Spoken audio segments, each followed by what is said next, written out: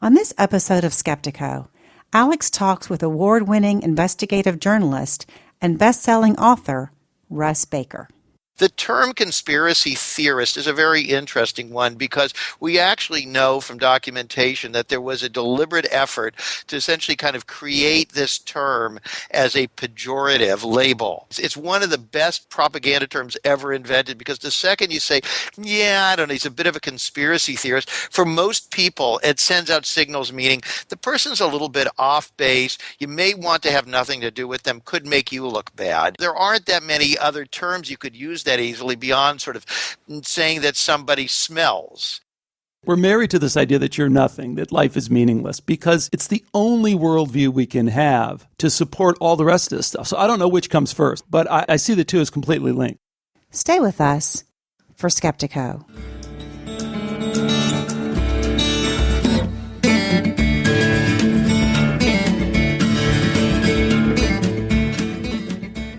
Welcome to Skeptiko, where we explore controversial science with leading researchers, thinkers, and their critics. I'm your host, Alex Tsakiris, and if you've been listening to Skeptiko for a while, you know that every once in a while I return to this topic of conspiracy theories, and every time I do, I feel like I have a new angle on it. And one of the angles that I saw more clearly in this interview with Russ Baker than I ever have before is the connection between conspiracy theory and worldview. As all of you know by now from listening to this show, it's pretty clear that the scientific evidence for consciousness, that is an explanation for that little voice inside your head, the scientific explanation for that has everything to do with worldview and almost nothing to do with the data.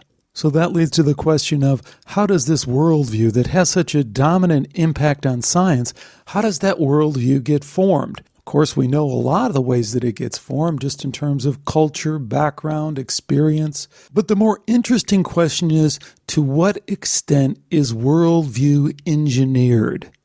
And that's what I think conspiracy theories are all about. And that's why I jumped at the opportunity to talk to today's guest, award-winning investigative journalist, best-selling author, Russ Baker. Here's the dialogue. Today we welcome Russ Baker to Skeptiko. Russ is a longtime, highly regarded, multi-award-winning investigative journalist and the author of the best-selling book Family of Secrets, The Bush Dynasty, America's Invisible Government, and the Hidden History of the Last 50 Years.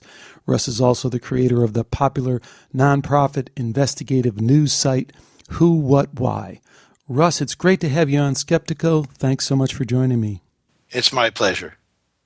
So can you start by telling us a little bit of the, how part of this story? How does a guy who rubs shoulders with Bill Moyers and Dan Rather and Gore Vidal and gets them to write really nice reviews for his book, how do you come to write a book like Family of Secrets that's chocked full of what most people call conspiracy theories? How did that happen?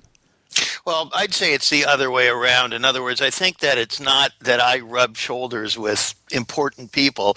It's that I try to do real journalism, and I think that there are people out there who are interested in that. It is very hard to do real journalism at the high levels of establishment journalism.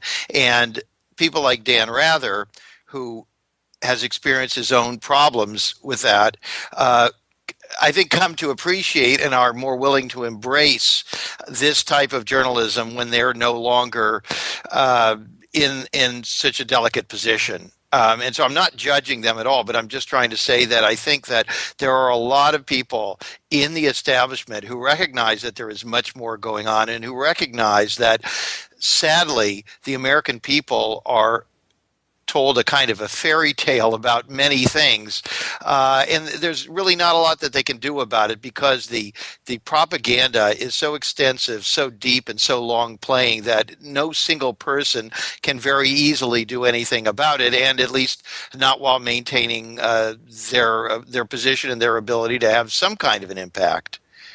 Tell us a little bit about your process then in writing the book, because as I understand it, you didn't go into it with a lot of preconceived ideas about how this was going to turn out for you and what you were going to find. Is that right?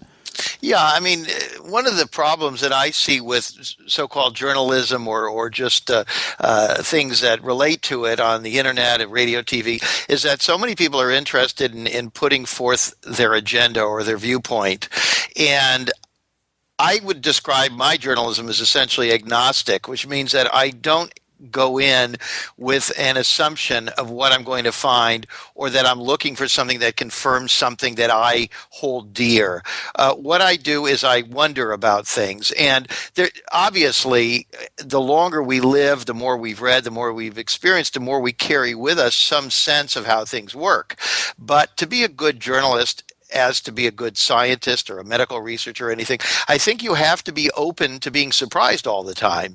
And so I began Family of Secrets really from a position of having encountered some strange things about the Bush dynasty over the years, particularly in the year 2004 when George W. Bush was running for re-election. What I think struck me there, Alex, was that here was a man we pretty much already knew that they had lied or at least seriously misrepresented what they knew about Iraq in order to get us into a war. And yet here he was doing well in the polls and likely to win. And I saw what they were doing to John Kerry. And I was actually out there at the time in Texas in 2004, digging into George W. Bush's own military service record, and I saw the attacks on Kerry. I saw how they were able to swing public attention away from George W. Bush to essentially exaggerations or falsehoods about Kerry. And I said, my God, this is just masterful. These are pros at work here. This is a really professional operation. And I think that was the moment probably where it kind of crystallized for me that this operation was much more interesting than they were given credit for, and that somebody needed to dig further.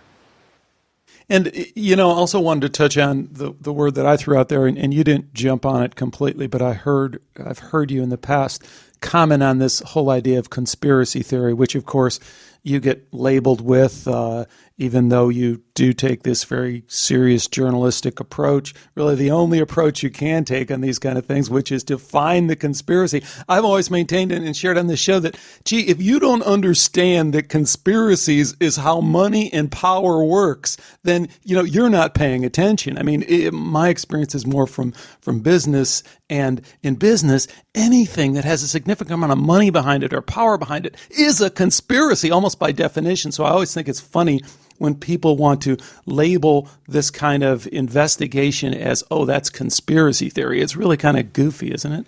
Well, your timing is supremely good, because if you go to our website, WhoWhatWhy.com, this morning, you will see an article specifically on that. And I assume you haven't seen it yet, but there it is, handy chart for conspiracy theorists. The funny thing is, and let me tell you a little bit of the background of my experience with that term. I'm so not the kind of person that normally someone would label with something like that. I'm not somebody who instantly imagines the most diabolical scenario, nor do I tend to when there is a statement made by any institution, I don't automatically assume that they're lying, because they may not be. So I'm not really a candidate for that moniker. But the reality is that when I started doing this kind of work, certain people and certain institutions started using it.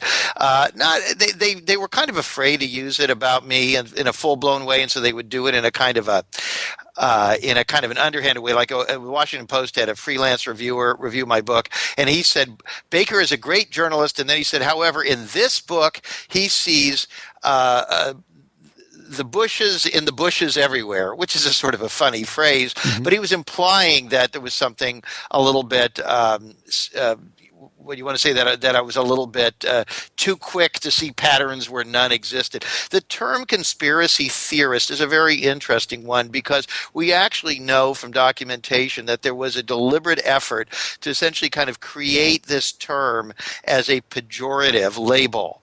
I like to call it a dysphemism.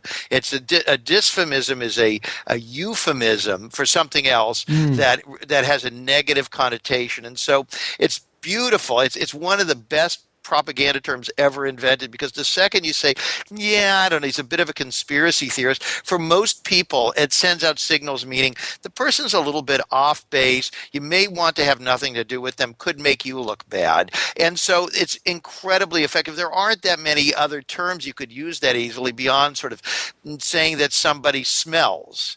We're having a dinner party. Should I invite him to a dinner party? Well, she smells. He's a conspiracy theorist. There aren't that many other things you could say. I mean, if you say, hey, invite him to dinner party, and somebody else says, well, they work for the Council on Foreign Relations, I mean, then that's much more nuanced, and you have to discuss what that is, and is it good or bad, and so forth. And so this term is a very, very powerful, deliberate term designed to shut down conversation. I am willing to talk to anybody. I'm willing to entertain any possibility, because that's what science is. Science is about being open to any possibility and then rigorously investigating it. Mm-hmm. And I think what also comes through with that is you have the confidence in your method, in your trade of investigative journalists, that you're going to be able to kind of sort out the wheat from the chaff. So anything is fair game. You won't be led astray because you've done the work. And speaking of kind of doing the work, what I wanted to do, Russ, to kind of give people a broader sense of the scope of what you're talking about with some details, and then I wanted to move on to some topics of really diving into what this might mean, because I think that's going to be most interesting to our audience. But first, you've done so much research in Family of Secrets and in the website WhoWhatWhy. So much to get to. Even in the book Family of Secrets, there's like 100 pages of footnotes. But let me hit on just a couple of these topics and get a 1-2-liner summation of each one so we can get this broader scope. Let's start with the Bushes.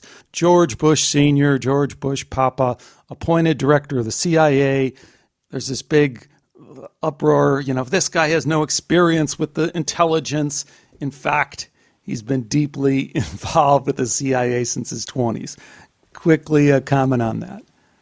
A big part of Family of Secrets is exploring that in a whole new way, going much deeper and much broader than anybody had on this, putting together, connecting a lot of dots.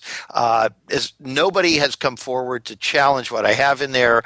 Bush Sr. has been completely silent on this thing. I think it's now becoming a pretty accepted fact that he lived a secret life, that his activities prior to being president, and even prior to being CIA director, indicate that there was a concerted effort to move this man into those positions for reasons we were not told about. And essentially it has to do with the fact that there were some very, very profound, very broad-based, and very controversial covert operations going on around the world that had to be protected. They needed somebody to come in 1976 when Congress was investigating these things and basically shut down the investigations, block it, move these things ever deeper offshore. And that's what he did. And then when he became vice president and president, he was basically the guy, I don't know if you would say he was running these covert operations, but he was a key kind of person in the catbird seat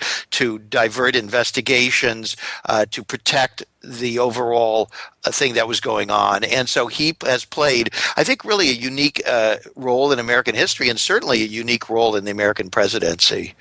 And then, of course, that pulls you back to his family and his father, and who was Prescott Bush, and what was Bush Sr. being groomed from for the beginning, and why was that history and that background held, and how do people even wind up having that level of influence, and why are they drawn to the CIA or intelligence service? It's obviously not just for service to the country, it's for consolidation of power. Any thoughts on George Bush Sr.'s father, Prescott Bush? Sure. And again, I've got a fair amount in Family of Secrets about Prescott Bush, a prominent investment banker with a very important private banking firm that was involved all over the world with very interesting things that even today are not fully understood and certainly not known by most people. And that includes very close financial relationships with key titans of Germany who went on to finance the Third Reich. And so there's a lot of history we don't understand. We need to look at the antecedents. We need to look at Prescott Bush. We need to look at Prescott's father, Samuel Bush, who I go into in Family of Secrets, who actually, if you go all the way back to World War I, he was chosen by more powerful people, more powerful families to go to Washington to be in charge of small arms procurement for World War I. And on the other side of the family, George Herbert Walker, another investment banker, was involved with Russia prior to the Bolshevik Revolution and to oil and other interests there. And so you see these families and their interests just stretching all over the world and way back in time. And that's really, I think, the way you have to look at these kinds of organizations, the CIA, the FBI, and so on, and the extent to which they function to protect these interests. Yeah, and I like the way you connected Prescott Bush to the Nazi connection, because I think some people take that the wrong way and it immediately kind of squashes any conversation or just sends it out in the zone where no one wants to touch. I mean, we're not talking about skinhead, stormtrooper kind of Nazi stuff. We're talking about, let's get her done, make some money, do what thou wilt kind of